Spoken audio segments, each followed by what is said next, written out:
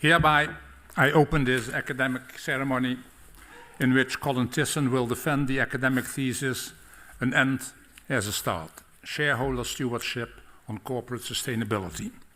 May I invite you to present the summary of your study and the conclusions of your thesis. The floor is yours.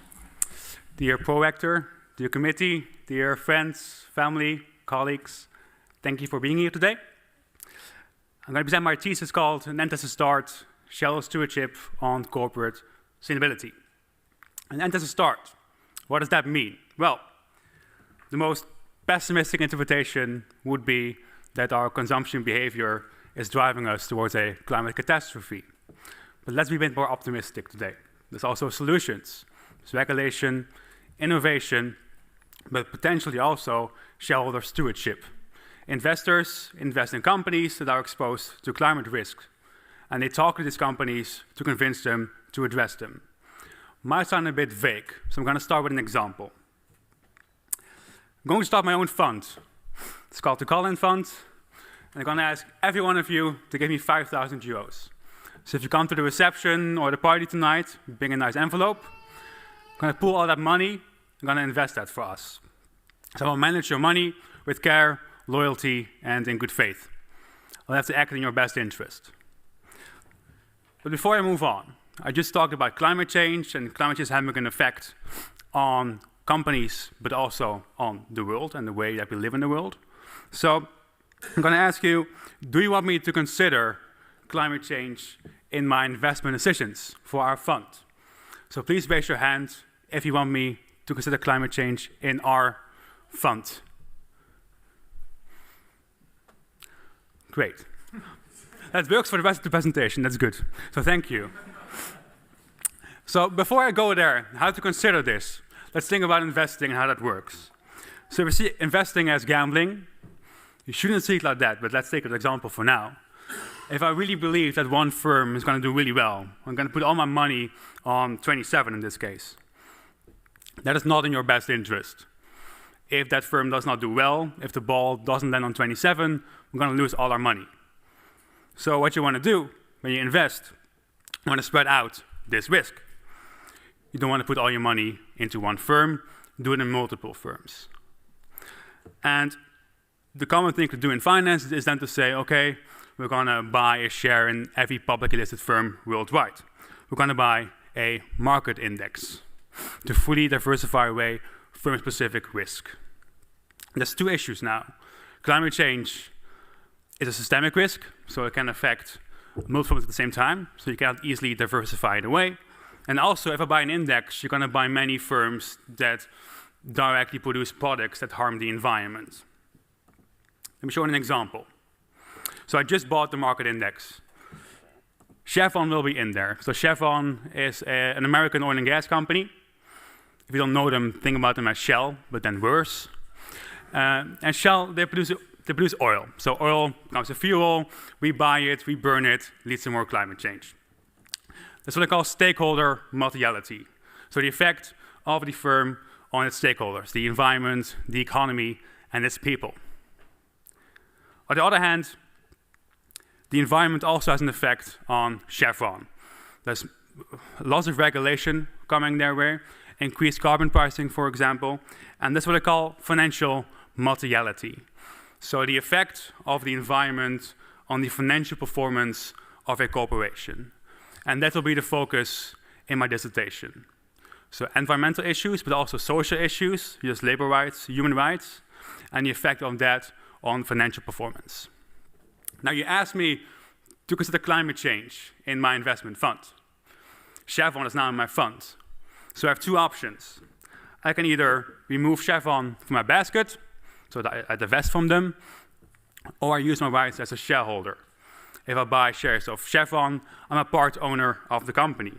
And that is the focus of my dissertation, using your rights as a shareholder, which in this case is voting. You can elect corporate directors. You can also file and vote on shareholder-sponsored proposals. So they call public engagement. You also can talk to the companies you invest in. It's what they call private engagement. And I'll look at three different aspects: investors, companies, and directors. let's start with the investors. So hopefully, many of you last month went to a voting booth and you voted for the provincial elections.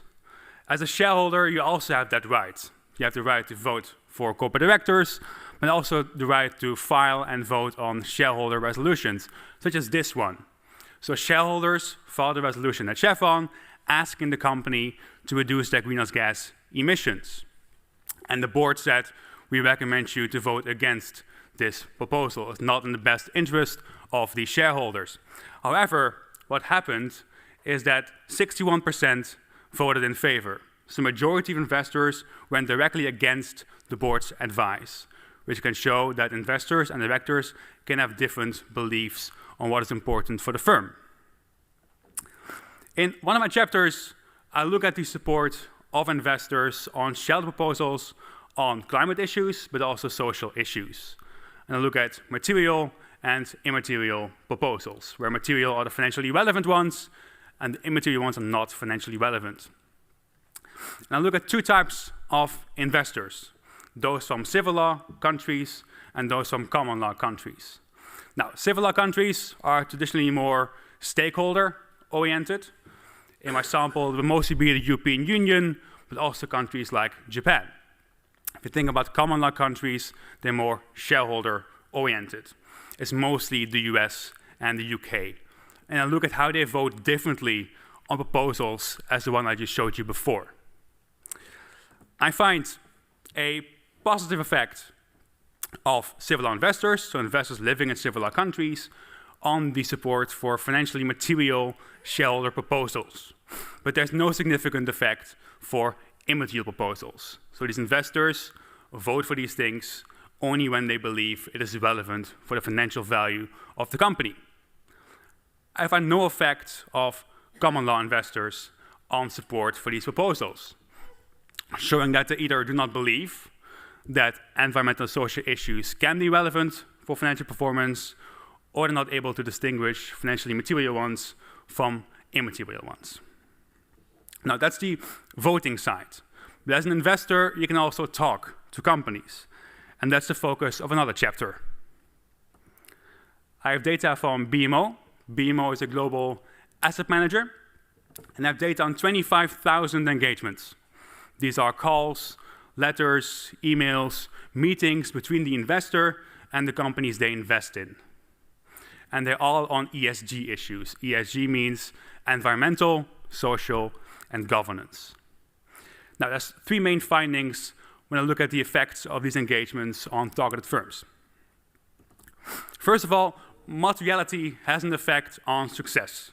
If you focus on financially material topics, you're more likely to reach a milestone, and you're also more likely to have an effect on the financial performance of the company.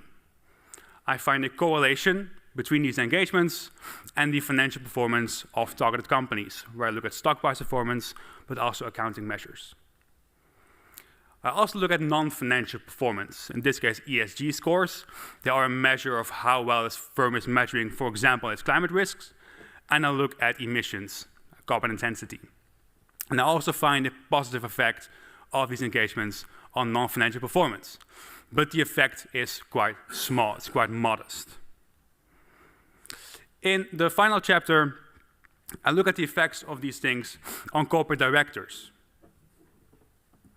So investors, they talk to directors, it can make them change their way of thinking. So let's take Kendall here, just a random example. Looks a bit confused, but that's what I think a Chevron board member looks like. And let's say Chevron experiences a successful proposal on environmental issues. It might make him think, maybe this is relevant for other firms I'm also sitting in the board at. So let's say that Kendall is also in the board of Boeing, the airline manufacturer. So what I find in my chapter is spillover effects of engagements. So a director experiencing a proposal at Chevron also improves the management of environmental issues at other companies that he or she is a board member at. So it shows that corporate directors can learn from their shareholders. Now there's many takeaways from my thesis, but I only have time for 3. So first of all, I find that financial materiality matters for engagement success. You're more likely to reach a milestone. There's also a stronger correlation between engagement at financially material and non-financial performance. Secondly, efficient engagement focuses on people, not firms. Firms don't breathe. So when you engage with a firm, you talk to decision makers at that firm. And I find spillover effects of engagement. I also find that collaborating with other investors improves your success. So it's really focusing on the people, not on the firm. And lastly, the effect in my thesis, but also in academic literature, there's no huge effect yet, at least, of engagement on the non-financial performance of corporations. So don't walk out of this room thinking everything's solved, investors got this. There's no sufficient evidence to say that there's a real-world impact or a huge real-world impact of these engagements. So I would say that sustainable investing can help, but it's not going to save the world. Now to get back to my title, an end has a start. So what is the start? Shareholder stewardship plays a role here, but I think the answer really is, it's you, it's yourself. It's at the individual level. So maybe you can only consume a bit more consciously, or you vote during elections. Maybe you are the CEO of a company or a politician. You can make more changes if you have those type of jobs. So we spend a lot of time discussing the question, what should others do? But I think the main way to solve this is to think about what can I do. Thank you. I have to go back to the prorector. Thank you very much. And we're very happy with the fact that you took a little less time than 15 minutes. There's many in the corner, right? No, as there are so many members of the Corona who have got limited time to talk with you, they've got a few seconds extra, which of course is very much appreciated by them. The opposition will start by Professor Dr. Jaap Bos, who was the chair of the assessment committee, and Professor Bos is a professor of banking and finance at this university. The floor goes to Professor Bos. Thank you, Pro-Rector. Dear candidate, so I think your thesis is a good example of what personal maturity and intrinsic motivation can establish, and that's a compliment both on you and on the thesis. Since this is the first and probably also last time that I have the opportunity to ask a question to somebody who's also on my Apple Music playlist, I thought I would ask a question with at least a little bit of music in there, but not too much, don't worry. And it's a question that I think you expect. So in a couple of your chapters, you sort of mix and match, pun intended. And you use several methods that both are typically trying to establish the same thing, namely sort of purge out causality. In chapter 4, you combine matching and difference in difference estimation. And in both cases, you have a number of variables, both for the matching equation and for the diff and diff, that you use as control variables. So let's talk about the matching a little bit. So suppose that in my treatment group, or that my treatment group consists of, at the time still, Prince Charles. He's male. He's born in 1948, raised in the UK, married twice, lives in a castle. He's wealthy and famous, and he's a prince. That's really difficult to match, right? So regardless of what the outcome variable is that I'm interested in. Fortunately, I have somebody who's also a prince of darkness, male, born in 1948, raised in the UK, married twice, lives in a castle, and is wealthy and famous, namely Ozzy Osbourne. An example of a perfect match, but also an example of how risky matching can be. So suppose I have 3 cases. Case 1, the matching is done perfectly. You have found the magic formula, pun intended. Case 2, the matching is complete nonsense. And case 3, in between, the matching is messy. Can you explain how you would rank each one of these three cases when it comes to how much trust I should put into the subsequent diff and diff estimation that you do? I look forward to your answer. Highly esteemed opponent, thank you for your nice words and your question. it depends on how you define perfect matching. In this case, you have the exact same characteristics. So the first thing I would look at is well, it depends on the outcome variable, but how they behave before the treatment. So look at the pre-trends, the common trends.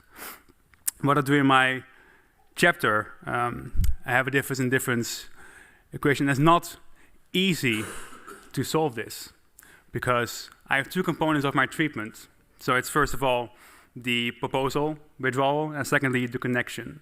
So for me, I needed the matching to make sure that because the connection can be non-random. That's why I use matching. I also use it to look at the pre-trends.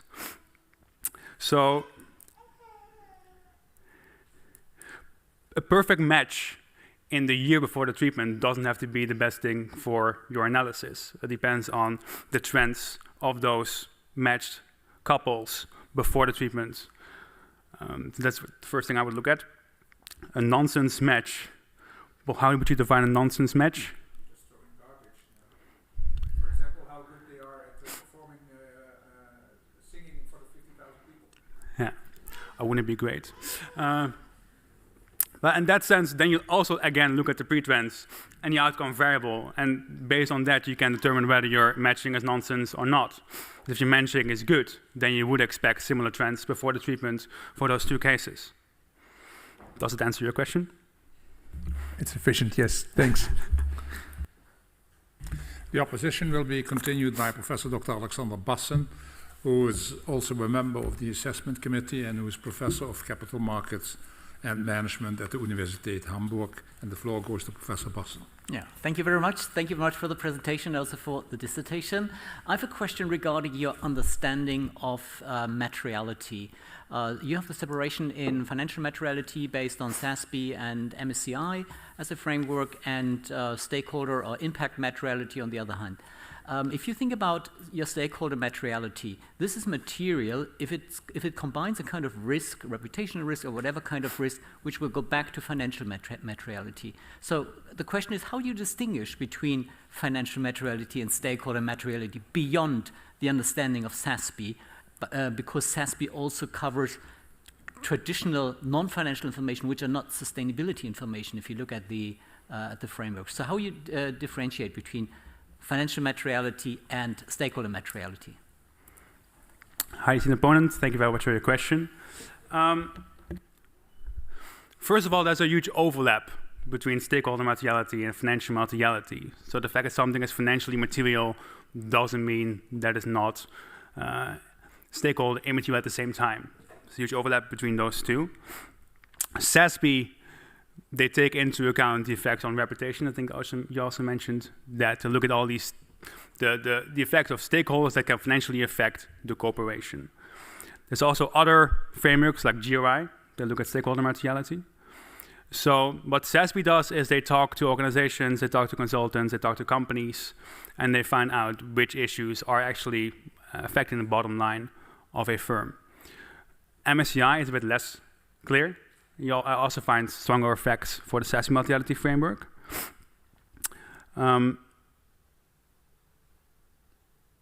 Yeah, so GUI,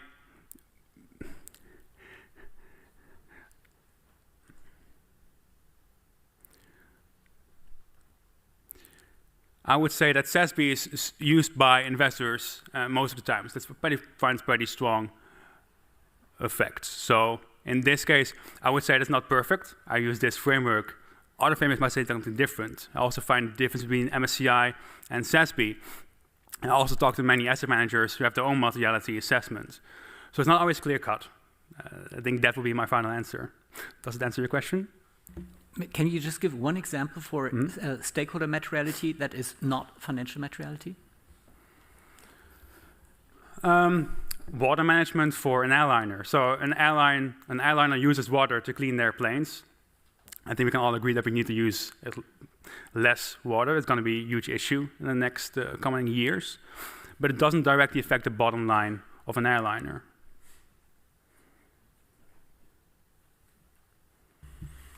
Thank you. The opposition will be continued by Professor Dr. Kees Koedijk, who was a member of the assessment committee and who is Professor of Finance at Utrecht University School of Economics. The floor goes to Professor Koedijk.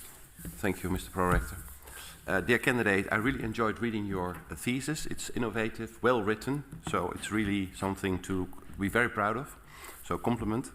I'd like to have a broader question, and also a bit motivated by one of your positions that you took, that you say also at your presentation, where you said sustainable investing is not going to save the world.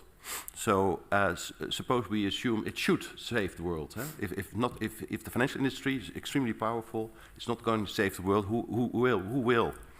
So I'd like to challenge you a little bit and to think of the reasons why the finance industry is not able to save the world, or sustainable investing is not saving the world. Given also the very convincing evidence that you provided in your thesis on the net effects of doing more engagements. So another way to phrase my question is to why is engagement not more widely used than currently is? I look forward to your answer. Hi, esteemed opponent. Thank you for your question.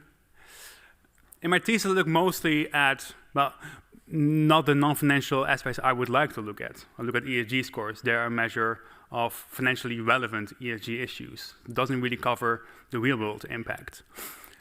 I think the main problem is that institutions are not willing to admit that sometimes there's a trade-off between real-world impact and financial performance. So if you want investors to save the world, they would have to sacrifice some returns sometimes, or take more risk to get there. And right now they're not willing to do so. You might wonder, why would they be willing to do so?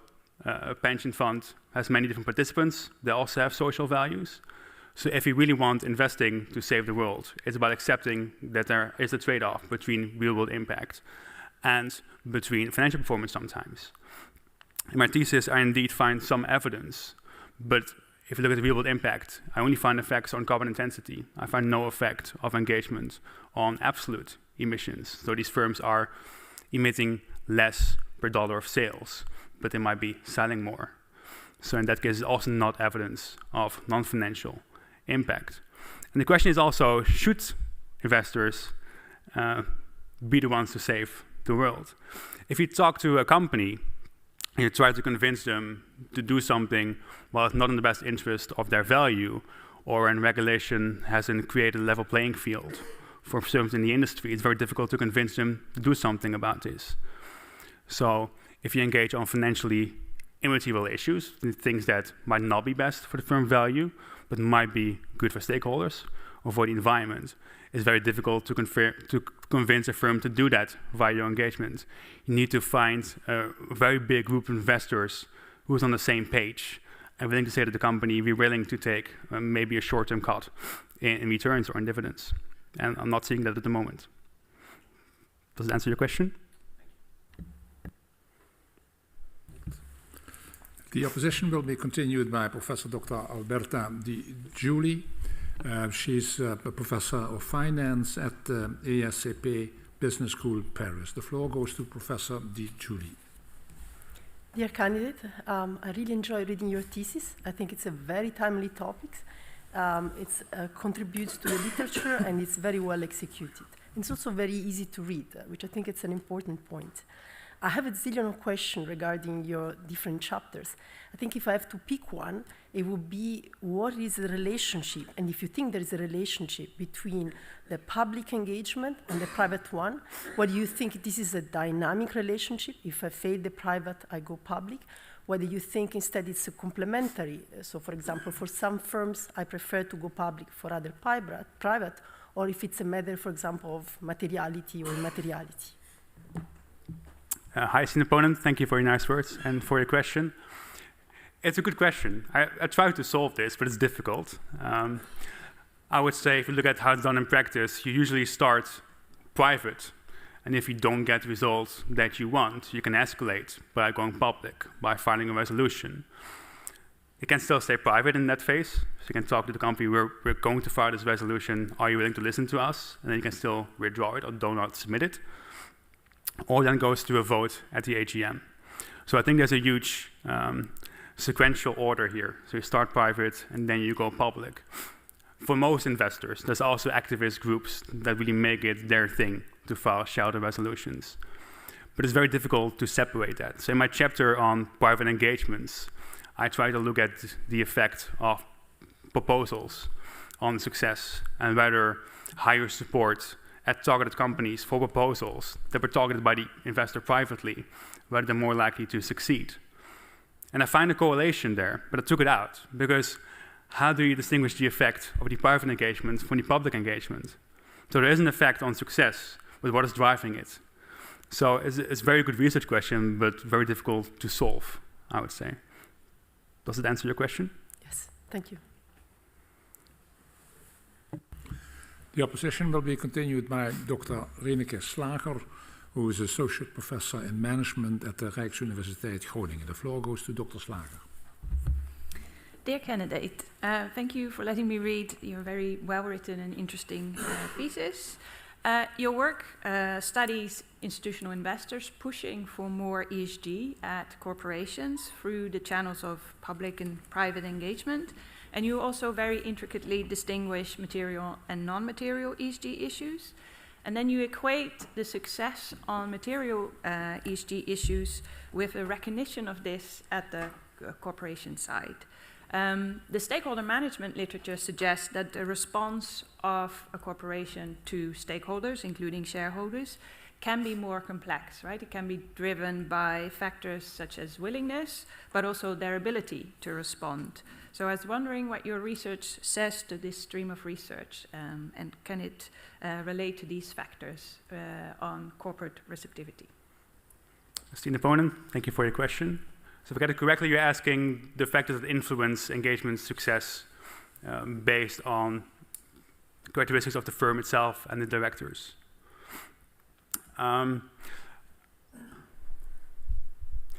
I try to look at this in one of the chapters where I look at the director knowledge base. So I find that directors that are in boards with higher ESG scores, if you target those with your proposals, you're more likely to succeed. That's one of the characteristics that could play a role. When I look at the firm control variables and the effect of that on engagement success, that's, I think, part of the appendix in the end, I didn't find huge effects there. The only thing I think was significant was the firm size. So larger firms are more likely to respond. Also firms that already have higher ESG scores, which probably goes to your willingness point, that the firms that already score well are more willing to listen to the investors and more likely to implement things. Performance-wise, I did not find an effect of the previous returns of a firm or previous financial performance and whether they would implement an engagement, yes or no.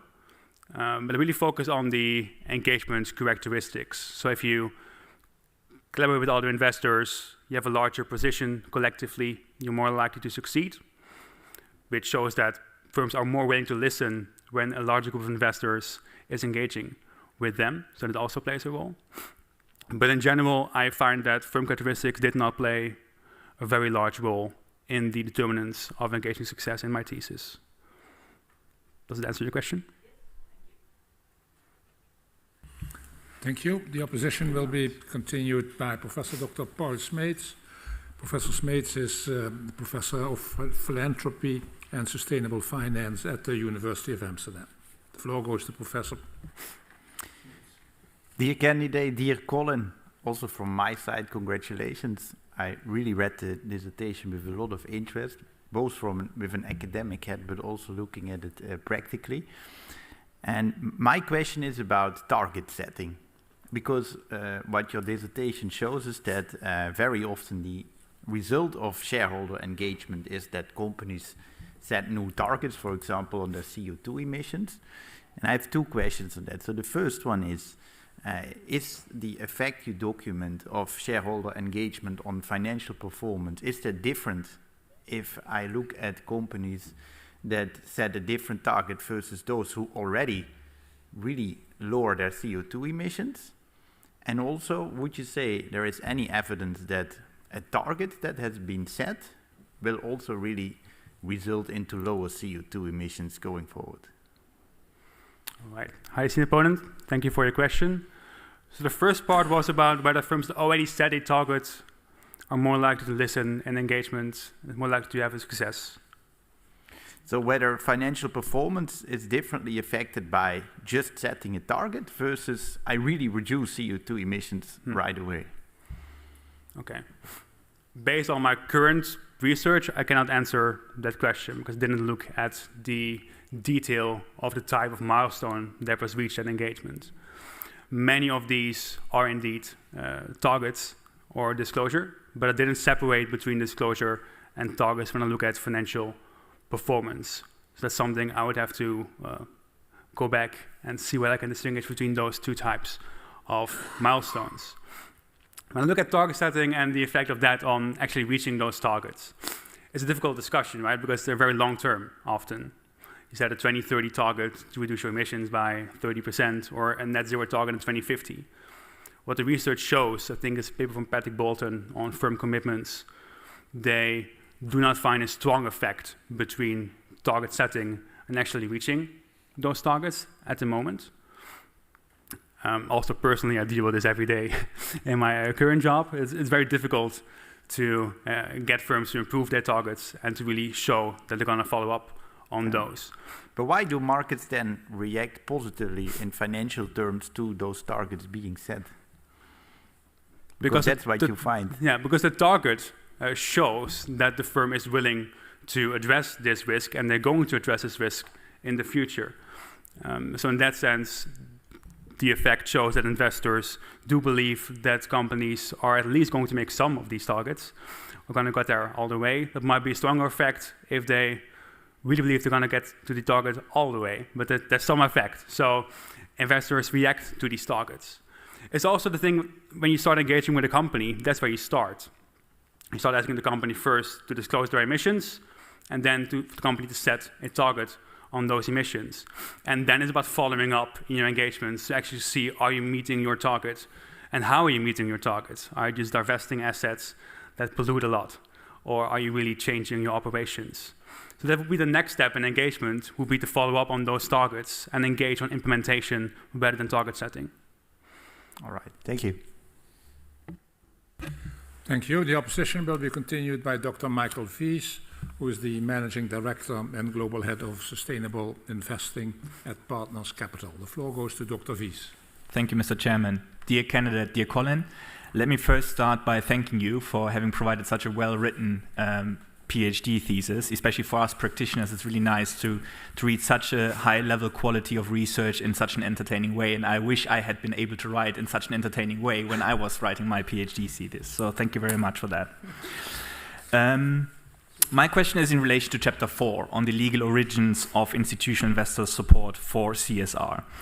And as you may know, nowadays in a lot of countries there are so-called stewardship codes being introduced by a lot of governments and regulators that aim to encourage asset managers, asset owners, and wider other institutional investors to become good stewards of the money that they are actually managing on behalf of others, like pensioners and savers. For example, the Financial Reporting Council in the United Kingdom, a common law country in your sample, defines stewardship as follows. So let me quickly quote here.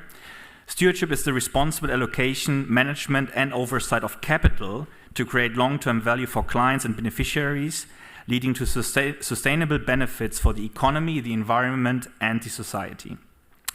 And recently we have seen actually in other countries also kind of introduction of stewardship codes like Malaysia, Japan, and in Asia more broadly, but also other civil law common countries. However, not all countries have yet introduced such a stewardship code, and in Chapter 4 you are attempting to correct for this kind of country-level heterogeneity of institutional investors when you're investigating the effect of their ownership stakes on the voting outcomes of shareholder proposals. And to do so, you use the famous definition of Laporta et al. From 1998, which in my view, from a practitioner's perspective, is highly theoretical. And therefore, my question is, in light of the introduction of more and more stewardship codes around the world, to what extent are your results in Chapter 4 driven by those stewardship codes? And are you effectively facing an omitted variable bias in this regression analysis? I look forward to your response. Esteemed opponent, thank you for your question. I can start quite easy with the UK stewardship code. So I'm pretty well aware that it exists and it covers these ESG issues. I actually checked that in this chapter. So I separated common law ownership and I took out the UK part. And I checked whether the UK actually had an effect on voting support. And there was no effect. They were acting the same way as was common law shareholders, even though the stewardship code was there. So that's one way to control for that. There's also other countries coming up with these stewardship codes. If I look at a different context, I look at POI. POI is also kind of a stewardship code if you sign it. It's not the same thing, but they have the same content and the same things that investors say they're going to do. They're going to be active stewards on these long-term ESG issues. There's also research showing that these POI signatories do not always act based on assigning the POI. So they can also have an effect. I look at other characteristics besides legal origin in that paper as well. So I look at a stakeholder index of Daliwell, which might also cover, not totally sure, but it covers at least regulations, which might also cover these codes. And I separate between countries with a high stakeholder index and a low stakeholder index based on civil law and common law legal origin. So I look at civil law countries with a high stakeholder index and civil law countries with a low stakeholder index. Same on the common law side. And also that could not explain the finding. So there was still a positive effect of civil law investors on voting support in those countries where the stakeholder index was low. So that's one way to control for that, I would say. Also the research by Young and Renneboog to look at the country level determinants of CSR. They also control for regulation, and they find that legal origin is the most common and the best predictor for CSR performance. So I say that based on this previous research, but also some of my business checks I did myself, I did control for those type of stewardship codes in my research.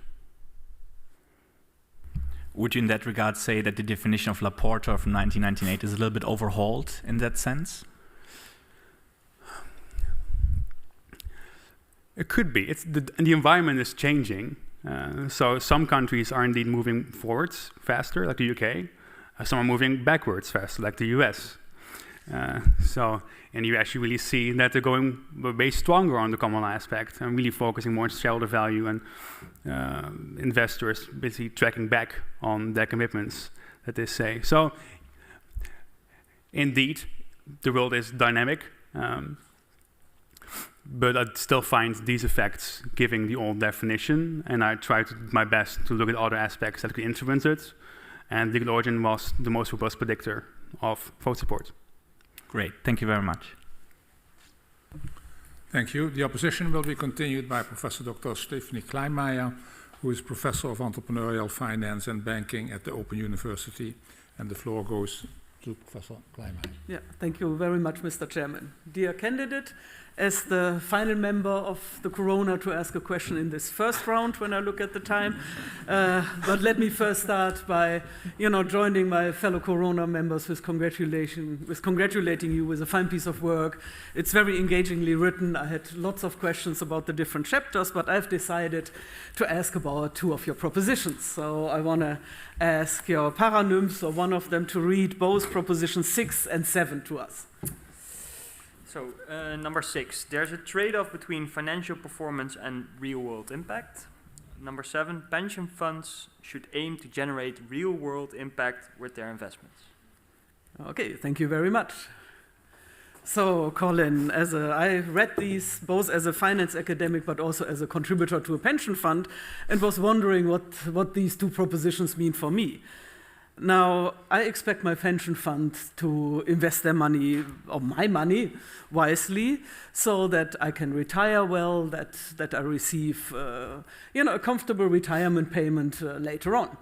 So, in other words, I believe that the responsibility, first and foremost, of my pension fund is to generate a financial return for me.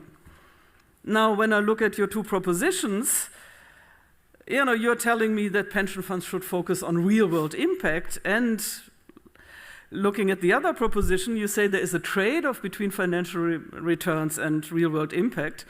That means that my pension fund should put financial performance second.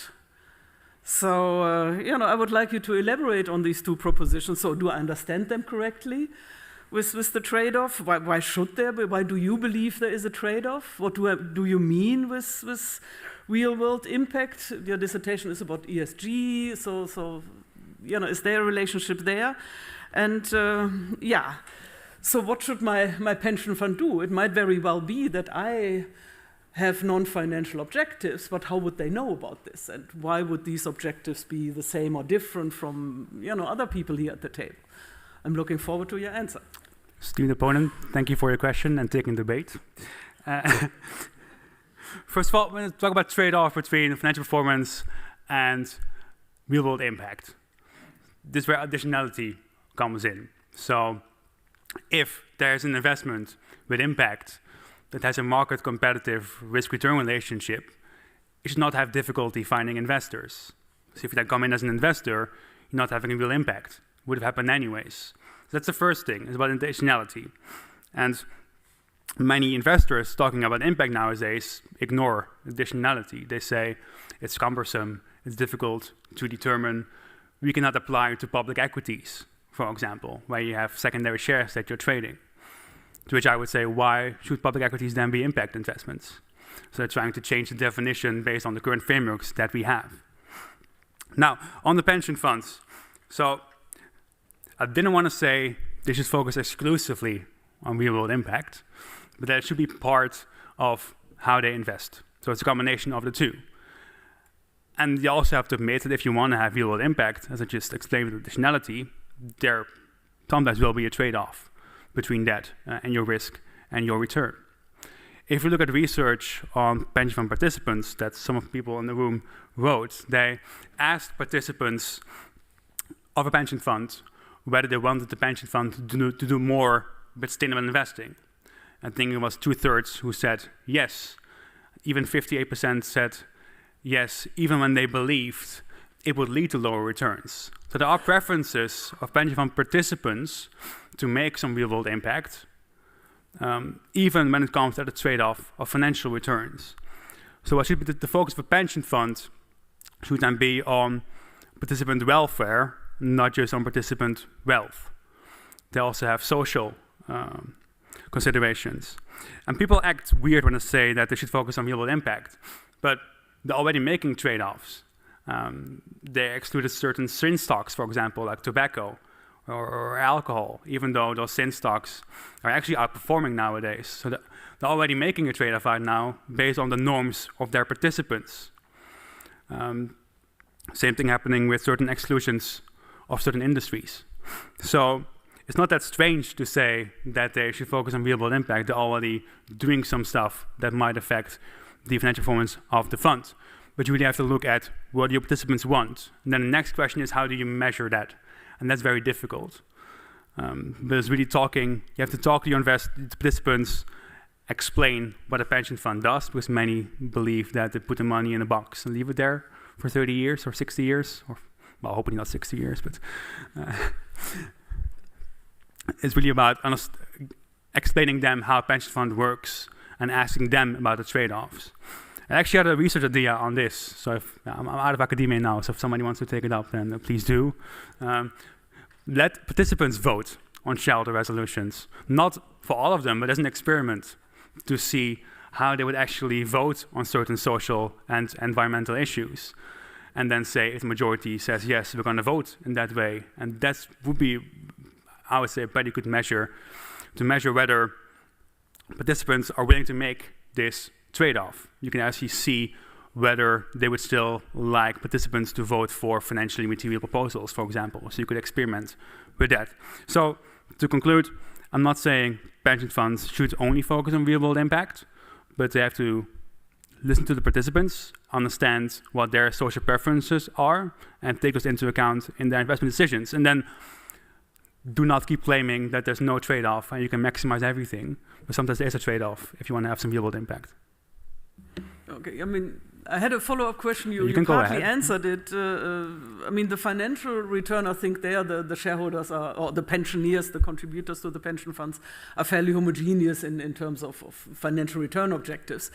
You know, with the non-financial, what you call real-world impact, I think it's far more difficult to judge what these interests are. They might be far more diverging, among the pension fund contributors than the financial objectives are. So you gave the example of, they could vote on proposals.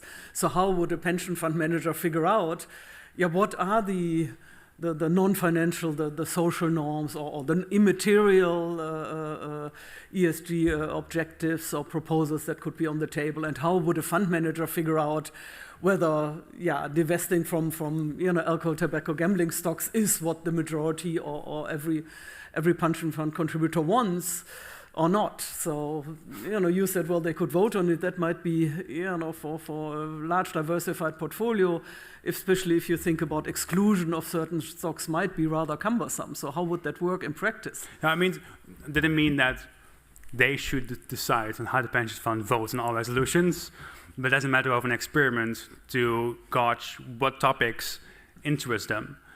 And those topics might not be always aligned with the impact that you might want to achieve. So it should also be surveys and conversations between participants and the pension funds. Do you want to focus on impact in the country that the pension fund is operating in, or impact globally? Do you want to focus on the most impactful stuff and probably be in developing markets? So it is difficult to incorporate, but I think it's good to start the conversation at least. Thank you very much. Thank you. This concludes the first round. Thanks to the contribution of all opponents by being short. We move into a second round, and it's a custom at this university to give the floor then first to the opponent who comes from furthest away, and that's definitely Professor Dassen from from Universität Hamburg. So the floor goes to Professor. But the feeling is that Hamburg is very close to Maastricht. So. Well, that's feeling. So. I have a question regarding the engagement paper and the learning effect you mentioned there. As an investor, you would like to forecast what will happen with your engagement because it's linked to transaction cost.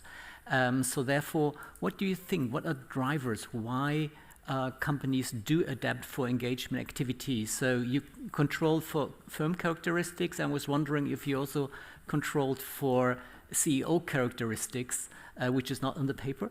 Because probably you know this nice paper from JFE, shaped by their daughters, that those companies with the CEOs with more than 2 daughters engage more in ESG, and I was just wondering if there's also such a link possible for engagement and learning from engagement. Hi, Sinapon, thank you for your question. I am aware of the paper indeed. There's more papers showing that personal experiences influence your decision making. Also papers showing that experiencing heat waves or certain natural disasters in your area change the way that funds do stuff. So it can be a different effect on these directors. What I really look at is the learning aspect. So what I believe is that shareholders or directors learn from what the shareholders are asking for them. They might realize that these issues are financially relevant for the firm. If you look at the evidence in the US, only 1.6% of directors had experience with environmental and social issues. There's these firms that are doing the same thing for the last 40 years. So, and now they have to transition to something new. So that's difficult with current directors sometimes. So engagement can have an effect on showing these directors what is relevant for that firm, and that can then spill over to other firms. That is what I show. And you can also say it's discipline by investors, but I also show that support for these resolutions is quite low in general, so they could just let it go to a vote and not make the change. So the fact that they did decide to make the change shows that they're willing. And I find that spills over to other firms. So there are indeed other personal characteristics that could affect this. I did not control for CEO characteristics, but there's also papers showing the networks, for example, between CEOs and directors that can also have an effect. So I didn't fully control for the CEO characteristics. They could play a role, but it's not just the CEO that decides whether something gets done or not, right? It's also independent directors checking on the CEO. Does it answer your question? Thank you. The floor goes then to Professor Di Giuli. As you come from Paris, so the floor is yours. I have a question on the same chapter, whether directors learn more from proposals that are submitted by different sponsors.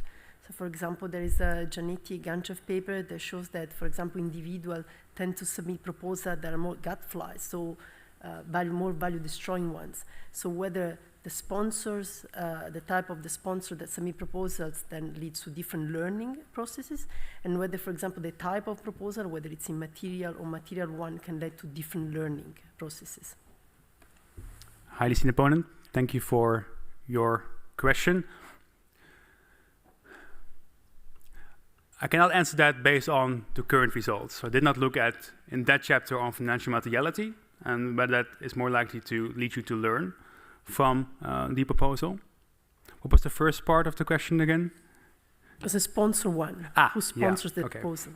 So I do find also in the other chapters that the sponsor type matters for success. So companies are more likely to succeed than individuals. This happens a lot in the US, where individuals file resolutions. Also activist groups. I did not, in the chapter you talk about, control for who the sponsor is. Based on my other evidence, I would say that proposal is more likely, well, I actually have that in one of the appendices, that proposal is more likely to be withdrawn based on who is the sponsor. So in that case, it would have an effect on learning, because I find that some sponsors are more likely to make the directors listen to them, which then would have an effect on the spillover effect at other firms. But I do think it plays a huge role, though. You also see more activist groups nowadays, and companies are way more reluctant to listen to them. They also have a different position when they talk to companies. So it will be really more impactful if larger shareholders are the sponsors of these resolutions. And that might also make the director learn more. And then it would also be that they could expect that the shareholders also will file these resolutions in other companies. So it's also about expecting other things happening at other firms you are director at. So it's a combination of learning in that sense, but also learning about shareholder preferences and things that are coming up at other firms potentially. Does it answer your question? Yes, thank you very much. Thank you. The opposition will be continued by Professor Bos. The floor goes to Professor Bos. Thank you, Prorector. Chapter 2, excess abnormal returns. Not a question about matching, I promise.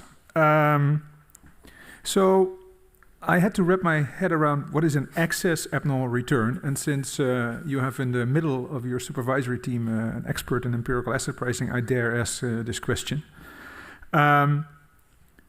So your abnormal returns, what you do is you estimate a model, you take the point estimate from that model, then you look at the actual return, and then the difference between the two is the abnormal return, and then I do that for the treatment and the control group, and the difference between those two is my excess abnormal return. So a lot of that hinges on how reliable that point estimate is. And if I have a really, really good model, then the point estimate is spot on. And if I have a not so good model, then I have a huge confidence interval around that point estimate. Which is interesting, because you could argue that in order to find an excess abnormal return, it then helps if you have a really not so good model, because then you have a large confidence interval around that point estimate, and you might be more likely to find an excess abnormal return. Is that correct? Or am I missing something? Could you repeat the last part? So you could argue that in order to then find excess abnormal returns, you need a bad model, because a bad model will have a huge confidence interval around that point estimate. So the point estimate might be actually far off the actual return, which then also increases the likelihood that you find an abnormal return, which then also might increase the likelihood that you find an excess abnormal return, or not.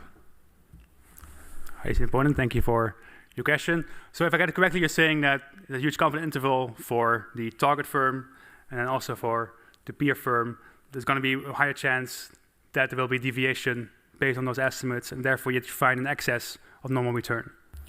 Let's say that I have a model that underestimates returns. Then you're likely to find abnormal returns, and if it's heavily underestimates returns, then maybe you're also more likely to find excess abnormal returns, or not. That's the question.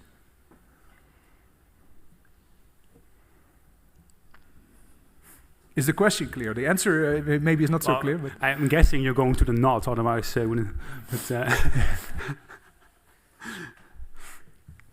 so if they heavily underestimate the returns, there's a higher chance there will be an excess abnormal return, so to say. let me think along with you a little bit. Yeah. Another way of asking exactly the same question is, can you convince me that the model that you use to estimate the abnormal returns works equally well for your treatment and for your control group?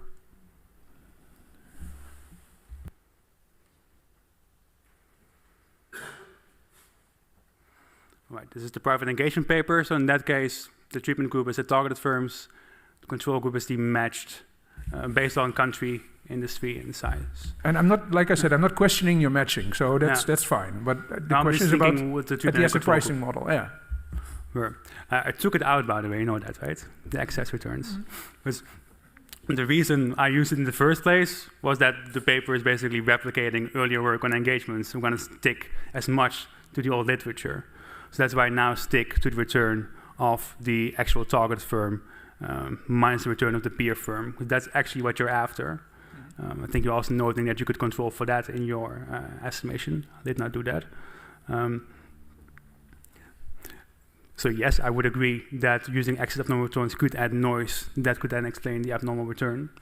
And that's also why I left the analysis out and now really focus on just the target firms and their peers to keep it as simple as possible. Thanks.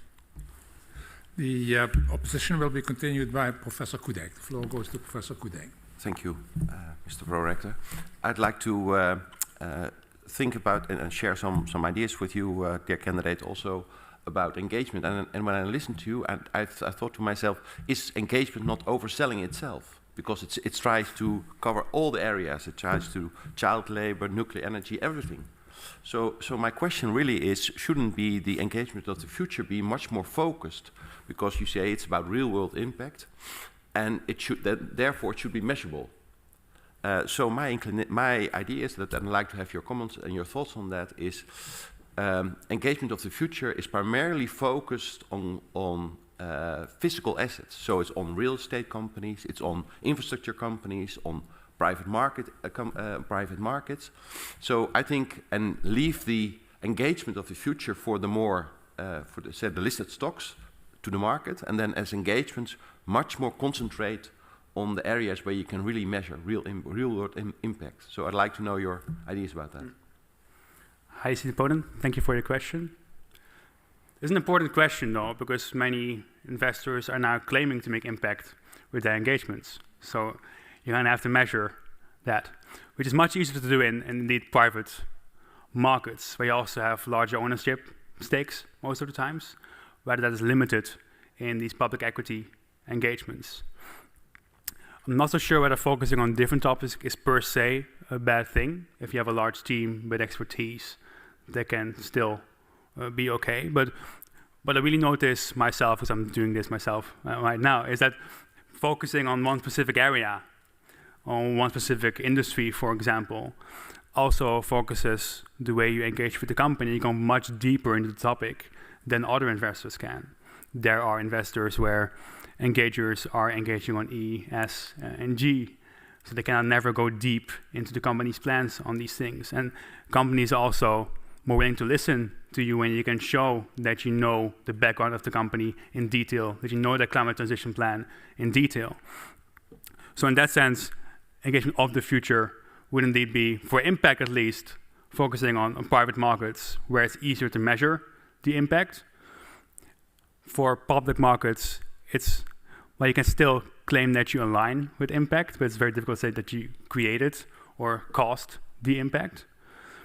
And would really be focused on having people in your team that are focused on one specific area, make them really knowledgeable on that area rather than covering all these different aspects. I think that really would improve engagement success, also makes companies more likely to respond to your engagement request. Thank you.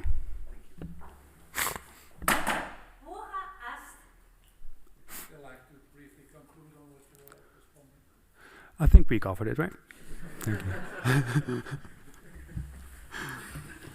Colin Tissen, the time appointed for defending your thesis has passed, and the degree committee will now withdraw to discuss the quality of your thesis and the quality of your defense. And I request that you and your company await the results of our deliberations and our return in this room.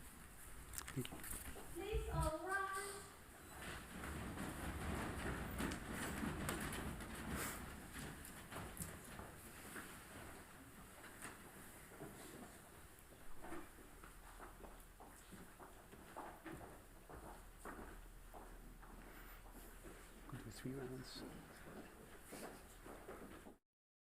The PhD defense has now ended.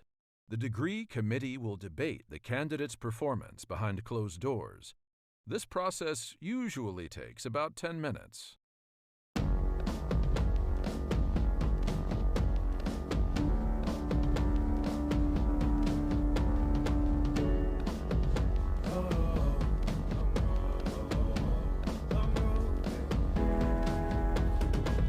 Long road to the south side.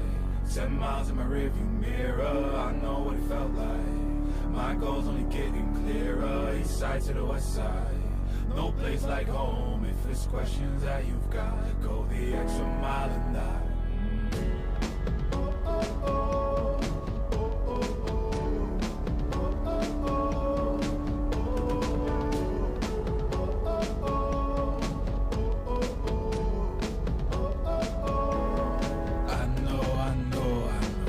On the line, I know you know that I can't read your mind.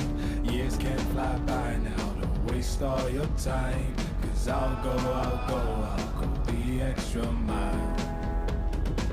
Long road to the south side, 7 miles in my rearview mirror, I know what it felt like. My goal's only getting clearer, east side to the west side. No place like home, if it's questions that you've got, go the extra mile and die. On the dash, got my laces tied. Long road, I don't waste no time. Break rules because fate decides. With the team and we chase the light. I make a move, fall down, shake it off. I hate to lose, bad branch, break it off. No room for negativity, praise and love. Prepare for deep part cause we're taking off. Hit the mileage, traveling so far from home. Gathering knowledge, other connections. I put the time in to get everything I ever hoped for. It's a challenge and we all in. It's a better future that we go for.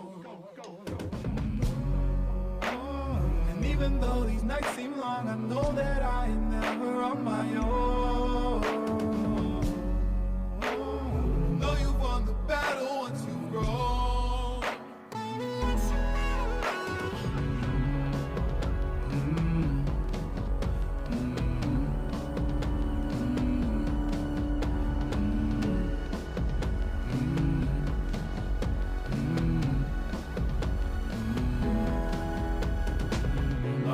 South side, 10 miles in my rearview mirror, I know what it felt like. My goal's only getting clearer, east side to the west side. No place like home, if it's questions that you've got, go the extra mile and die. Long road to the south side, 10 miles in my rearview mirror, I know what it felt like. My goal's only getting clearer, east side to the west side. No place like home, if it's questions that you've got, go the extra mile and die.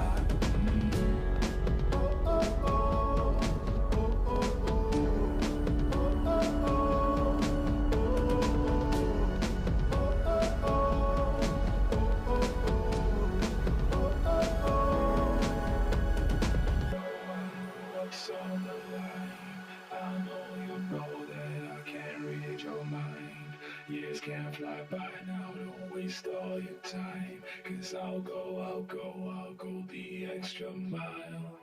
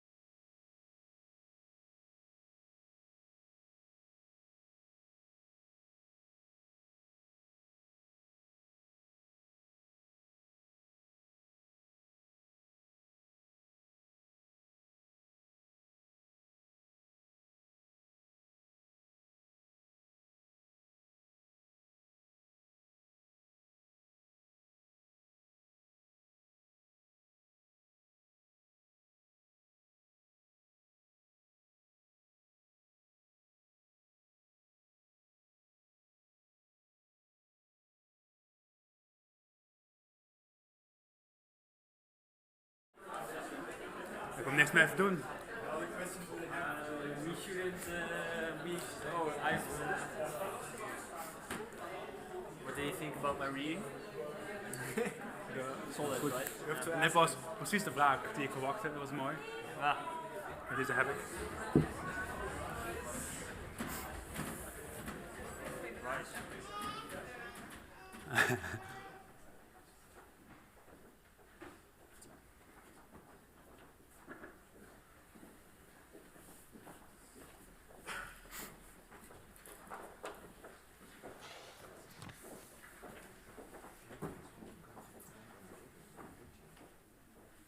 Please be seated.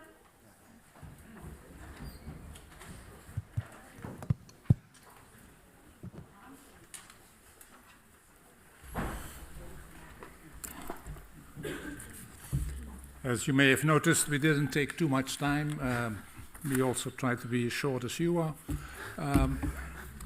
Colin Tissen, the degree committee here present, has assessed the quality of your thesis and the quality of your defense, and in view of its positive verdict, and taking into account your previous qualifications, the degree committee has decided to grant you the degree of doctor. Professor Bauer is authorized to confer upon you this academic distinction in accordance with Dutch university custom, and I invite your supervisor to now take the floor. Please all rise. Dit is een heel persoonlijk moment en dat ga ik in het Nederlands doen, zodat de familie en vrienden ook mee kunnen genieten. Of degene dat we echt alle details kennen, want je gaat een belofte doen. En dat moet naar je eerste taal, de taal waar je mee wakker wordt en denkt, wat is het toch vroeg in de morgen. Daar gaan we. Belooft u dat u altijd volgens de beginselen van de wetenschappelijke integriteit te werk zult gaan, eerlijk en zorgvuldig, transparant, onafhankelijk en verantwoordelijk? Ja, dat beloof ik. Krachtens de bevoegdheid, ons door de wet toegekend volgens het besluit van de commissie hier tegenwoordig, verklaar ik hierbij u, Colin Tissen, tot dokter te bevorderen en alle rechten te verlenen die daaraan volgens wet en gewoonte zijn verbonden. Ten bewijze hiervan overhandig ik u nu de bul door rector, secretaris en overgeleden van de promotiecommissie ondertekend en met het grootzegel van de universiteit bevestigd. Dat doen we met z'n drieën.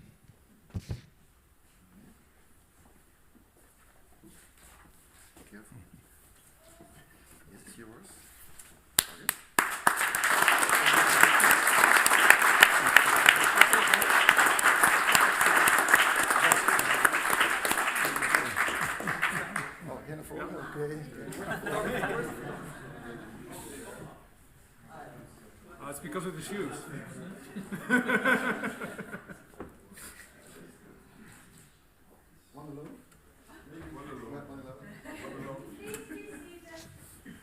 The laudatio will now be done by Jeroen Derwal.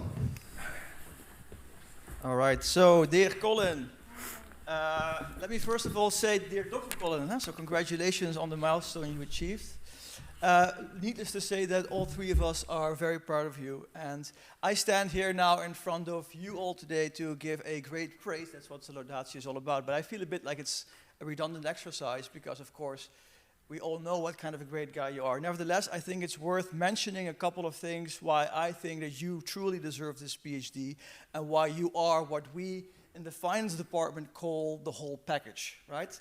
So what is it that I personally find very interesting, and also I think about you and what really kind of connects to me and Rob, and that starts actually with the fact that you are a person who likes to ask very simple questions that are very important for society, very relevant, and that simply beg for an answer. And I think we are the type of academics that ask these simple questions, so there was already immediately a good match.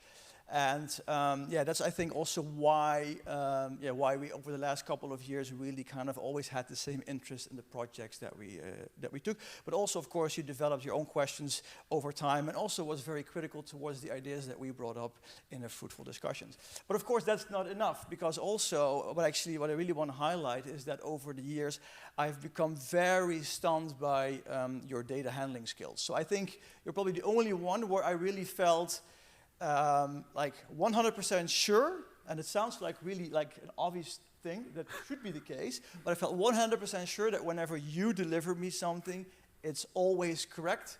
And when you decided also to kind of hand over the data, the code, you said, yeah, just click on this button and all the tables will come. And guess what? That is how it should be.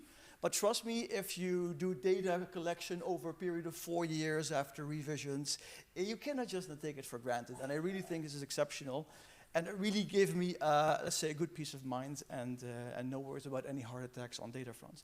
But of course, that's also not enough because, you know, good scientific research, the output that you have delivered results from getting good feedback, including some first initial very good feedback from the Oracle of Econometrics, Paulo, who actually proposed that our very first idea should be redone with something called a fractional logit model. I hope to never hear the word again. With the conditional log function. Oh, yes, that on top of it, and you mastered it.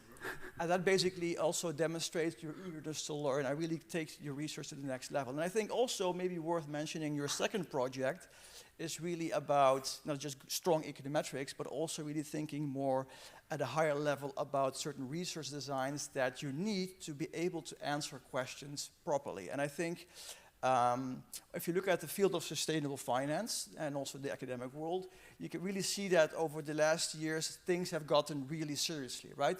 The topic is very hot, but it has always been very controversial. And people are seriously looking at the quality of research in this field, maybe also because everybody in the real world really zooms in a lot on the results.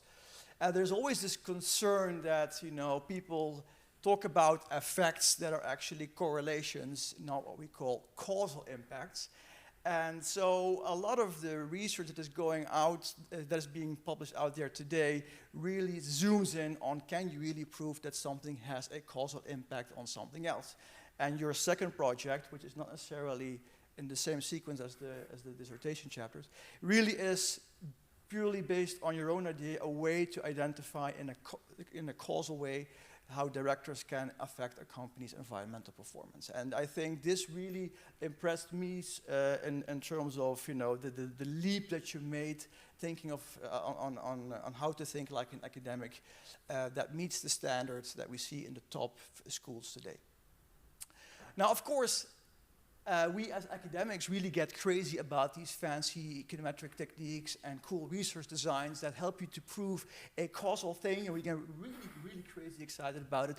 The real world is more like, yeah, okay, great, but the effect is so tiny, who cares? And I also felt with you, I think maybe year 2 or 3, that you started getting a bit disturbed about the lack of societal impact that your research might appear to have. I don't agree, it actually has more than what you think, societal impact. But you really explicitly showed an interest in doing something that really has a more clear practical relevance right away. Unfortunately, we got approached by a leading investment practitioner that focuses a lot on shareholder engagement, and they came to us and asked for collaborations working with the engagement data that they have. It's Columbia Threadneedle UK, formerly BMO, right? So I know it's on YouTube, so I have to be very careful that I don't make wrong references.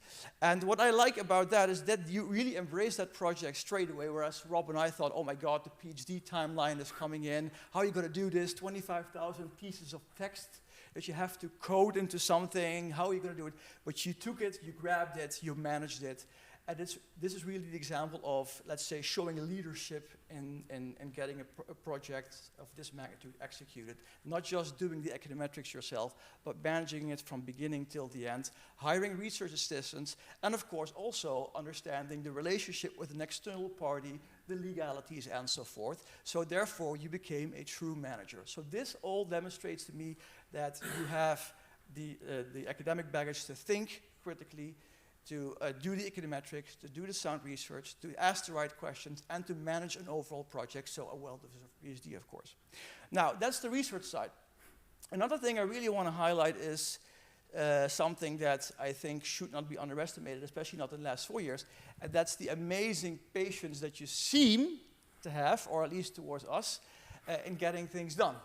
So, as you all know, if you are at the university, and maybe some of you have seen it when you met Colin at home, but a PhD period can be extremely stressful. I sometimes call it an emotional roller coaster, because you have a plan on how to get things done, but then sometimes certain things happen along the way.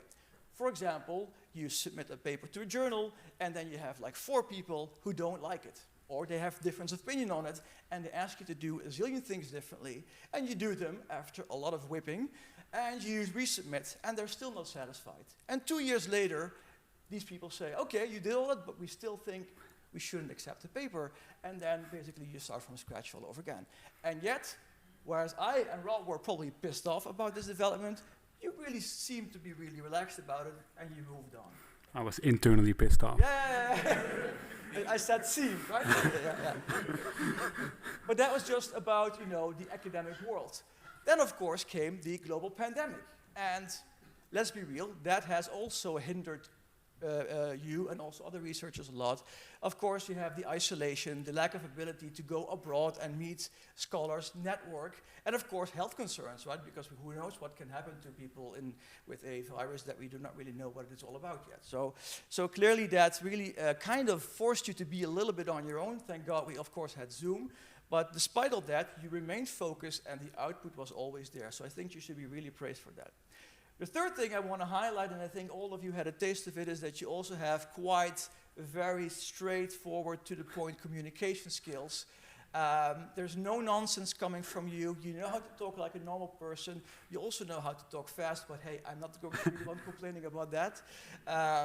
And that's why we actually got a bit stressed, I think, on how to make sure that we would actually make the clock. But in the end, we made it, and yeah, so well done. Also, by the way, I haven't really seen so many teaching activities of you, because you always were involved with others. But what I got from some of my recent students is a very good evaluation on your guest lectures. So also on the teaching front, you are really a valued academic and expert practitioner. So all of this kind of makes you probably think that I find it a pity that you have decided to leave the academic world and that you have moved to the industry, specifically to an institutional investor as an engagement analyst or maybe an engagement expert. But I'm actually not very sad about this at all. And the reason is actually a positive reason. So I truly believe that the institutional investor world now more than ever before wants to do something with sustainable finance and responsible investing. And we see basically a lot of, let's say, media attention for it, and also a lot of institutional investors claiming what is nowadays called the risk-return impact paradigm being high on the agenda. But what we also hear a lot is critics saying that it's mainly impact washing, it's greenwashing, it's about policies and promises, but not really about actual, walking the talk. And I think what the industry needs are people like you. People like you, because you, have the ability to think critically about what is in fact impact. In fact, your dissertation shows that you know to distinguish causal impact from correlations. Whereas, unfortunately, this is not always the case in the real world. The word impact is unfortunately heavily oversold. So you have the ability to be very critical about what is impact and is not. At the same time, what I also should mention is, of course, that you have an intrinsic interest in the topic. So sustainable finance is something that has, kind of been, let's say, the common thread maybe through your academic career for the last 7 years. So you also, of course, I suspect, continue to be involved in the field and progress, and I'm really sure you're going to do that. But what is equally important, and that is also something that I think is at the moment a point of critique, is that you have authenticity. So a lot of people in the field are interested in it, but is it also an authentic interest? And we know all too well that Colin is as authentic as I think you can be, a sustainable person. You don't really eat meat, you don't drink. As far as I know, you don't really have a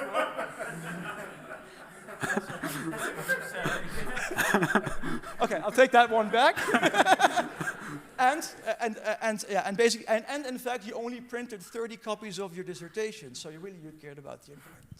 So clearly, that authenticity is something I hear a lot at the moment, that people are saying, well, we need more of the authentic sustainability people in the field, many of which have actually left in recent years. So that kind of wraps up all the praise. That brings me a little bit to the moment of a small gift. Of course, we were all thinking, what shall we give you as a present on behalf of us? And normally what we do is we try to think about, what else do we know about Colin that he might like? So what is his hobby? What defines him more as a person?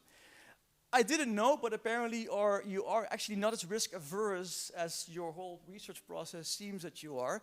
Because apparently I heard that you actually love to do a lot of roller coasting stuff. You love to ride roller coasters. I also hear that you like to go to the Efteling and be in the roller coasters, which I think is risky because I think legally you are too tall to be allowed in any roller coaster. So clearly you need to also have then some supervision. So thank God we have a supervisor on board who also takes that sometimes into consideration. Yeah, diversification. Also kind of manages these risks, sometimes pulling your head down. So obviously, one thing that we were thinking is it's like a jaarabonnement on the Efteling. But okay, let's not do that. So then also what we know is that you have musical ambitions. So next to a person who has a lot of downloads in SSRN, you also have apparently a music album. I think it's called The Garden. Maybe not so many downloads yet as your SSRN works, but it perfectly aligns with what, let's say, we also know from the finance department. We have a lot of people who have been involved in music. For instance, we had Paul Smeets actually being the Liberace of keyboard players at his PhD party. And we had, I think, Lei Chen once, a former colleague, singing. And of course, we have some professors also, playing bird-killing guitar music in dark and shabby pubs. So I will not mention any names. So clearly, we thought maybe we should actually go back to the whole story of how you actually met your supervisor or one of the supervisors. And that was at a concert. So you like music, and we like to incentivize you to see more of it. And that's why we have a small gift for you that, let's say, helps you visit more of those events now that Corona is over. So congratulations on behalf of all of us.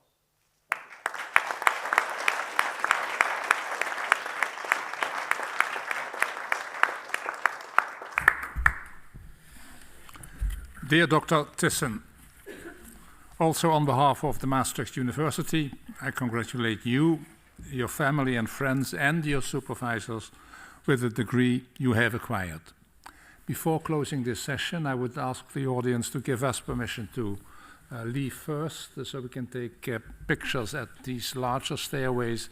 And I invite all of you already to go to the so-called rafter. That's go to your right and make sure that you get a drink there. With this, I close the session. I don't drink, right?